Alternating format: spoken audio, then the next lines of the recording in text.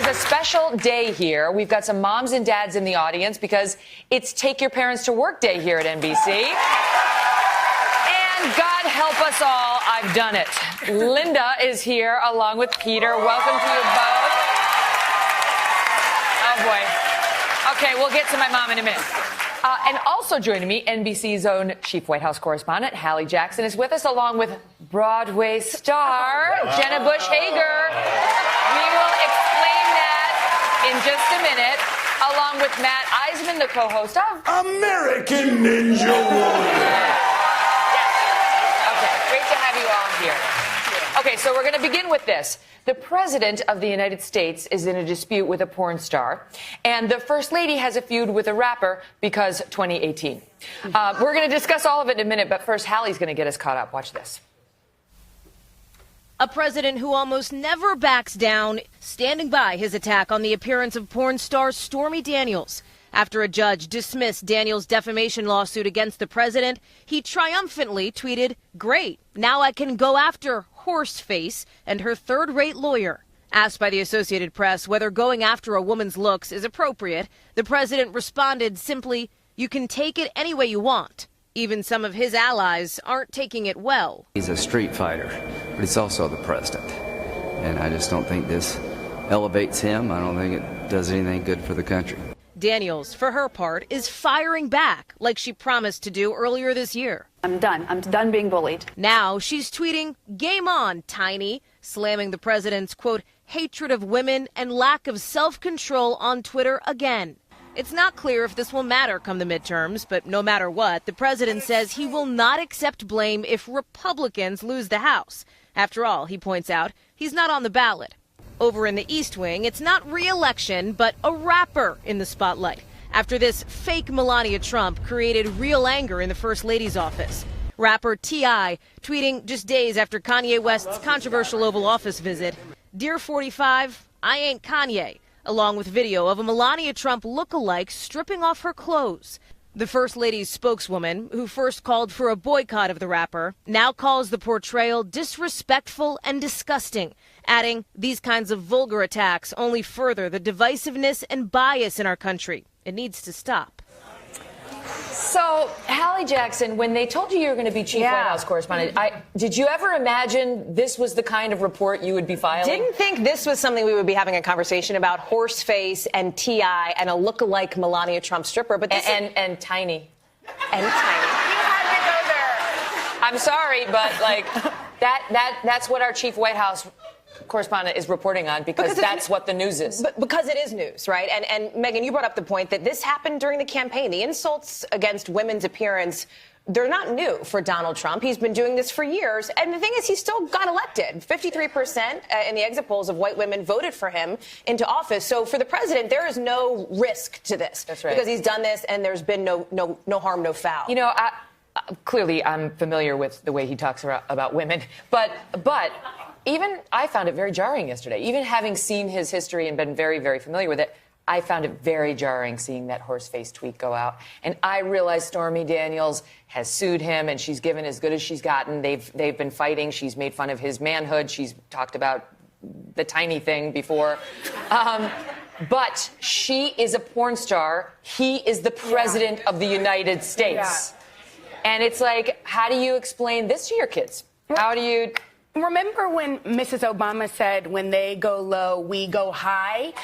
I think I didn't even know, and I've been busy, but the T.I. thing, I understand why the office of the First Lady would be disappointed. To have a fake stripper I am doing a routine. Fierce defender of the children of presidents. I don't think they should be involved in any of this, and I think, you know, the Oval Office should be a place of respect, and to do this, I get why they'd be aggravated, but guess what? If you don't put out a tweet, it will die. Nobody will talk about it. We wouldn't be talking about it right here. So you think Melania's spokesperson shouldn't put out? I think when they go low, we go high. You ignore it.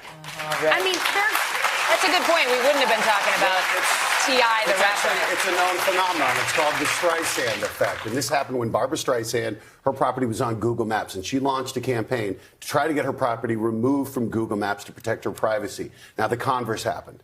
It just exploded. Everybody made a point about revealing her location. And it's this thing of when you, if you want something to go away, like you said, don't give the fire oxygen. And by the way, now, easier said than done with something like this. I don't know. I mean, a lot of presidents have been on Saturday Night Live. None have been tweeted about it because if you don't want people to pay attention, this you don't was get in the a particularly, offensive thing to do to Melania. I get it. By the way, that was a 5-second clip of a much longer video. Right. Yes, and she has. I mean, even some Democrats have come out and said families are supposed to be off limits. You don't go after the president's family. But I will say, the people who feel the opposite are saying, for the First Lady, the East Wing of the, to come out and say this is the White House. It's the White House. Yeah. It's disrespectful. These kinds of vulgar attacks only further the divisiveness in our country. It's like, have you talked to the West Wing at all? Because he's calling his lover horseface in a tweet. Is there a separation still between the person who's elected, between the president, and the president is always, I think, subject to that's fair game.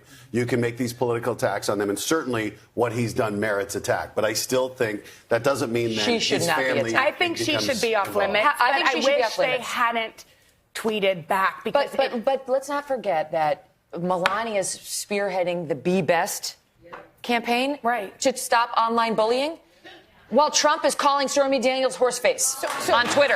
What's striking is that story that we just showed. Both of those things happen on the same day at the same time. This is a confluence of events. And by the way, remember when Melania... They need to talk more. What's the Be Best campaign? They should chat more at night. Since the very beginning, when she launched this cyberbullying effort and said, she actually says things like people who hide behind their keyboards and say mean things need to be held to account. And from the very beginning, she has been under criticism for pushing this platform while her husband has gone out and insulted a lot of people on Twitter. The perpetrator in chief. Right. That's exactly it. But what I think we're seeing, this is a tipping point. I think we're seeing a fundamental shift in politics and media. No, I absolutely believe what we're seeing is with Twitter now, politicians no longer rely on the media to get their message out. They can communicate directly. And I think we're going to see that moving forward where politicians use Twitter in a way or whatever social media platform to get a message out for better or worse in their own words. I mean, and for Trump, it's worked. That's right. And his communication with his base is very effective, and he can bypass the New York Times. He can bypass the media. It's just a question of what the messaging is. And listen, we knew what we were getting. It was very well disclosed who Trump was and the way he talks about people. Very political. I would be embarrassed. I mean, sometimes my girls, they don't really watch me on TV, but maybe they could. They're in school. But wouldn't you be embarrassed for your kids to even watch this program and what we are talking about? Yeah, and I don't want them to hear this discussion. It's embarrassing. Last night, my mom and Peter are here, and we were talking about it because, of course, it's extraordinary, right, just to see this. And my little one was in the room, and I didn't want them to know, First, I tried to spell out horseface, and then I realized my 9-year-old and my 7-year-old can spell. And they're like, horseface? And then, then my mom said, who's... And I was like, Trump, so now they know that the president has behaved this way, and it's like, it's really tough. The other thing I think we're going to see, though, is, as we're seeing with Kavanaugh, as we're seeing with people under the scrutiny, moving forward, particularly as the generation of millennials move into political office, we're going to find more dirt on these people. These things, the idea of someone like JFK, where his dalliances were kept swept under the rug, that's no longer going to happen. I think we're really going to get a good look at politicians and see everyone's human. Everyone has their own mistakes. And we're going to have to start judging people, understanding, these are glass houses. Everyone has their own foibles. It's just a question of what are you willing to tolerate? I mean, I don't know how we're going to find, I know. Mitt Romney seemed to me like sort of Chief Justice John Roberts. There are certain people who seem like they're cut out of central casting from birth to take on certain roles, but those are few and far between. I'm sure they've got their own picadillos in their past, but I'm just saying, you're right. Most people do have problems, but Gen X and the millennials have already displayed them for all the world to see. But what people want to see is authenticity, and I think that's true. And I think the reason why the president's supporters liked him is because he felt very authentic. He's not a fake politician. He, in their view, is the real deal. And I think moving forward, you're seeing that already with some of these up-and-comers in the Republican and Democratic parties. They're like, hey, I am who I am, and this is who I'm going to be, and that's who you're voting for. That's a good point about owning it. It's that thing of if you get caught and you deny it, it's the cover-up is worse. Well, Trump denies that he had an affair with Stormy Daniels, but, I mean, does anyone believe that? Says he did. Right. I mean, come on.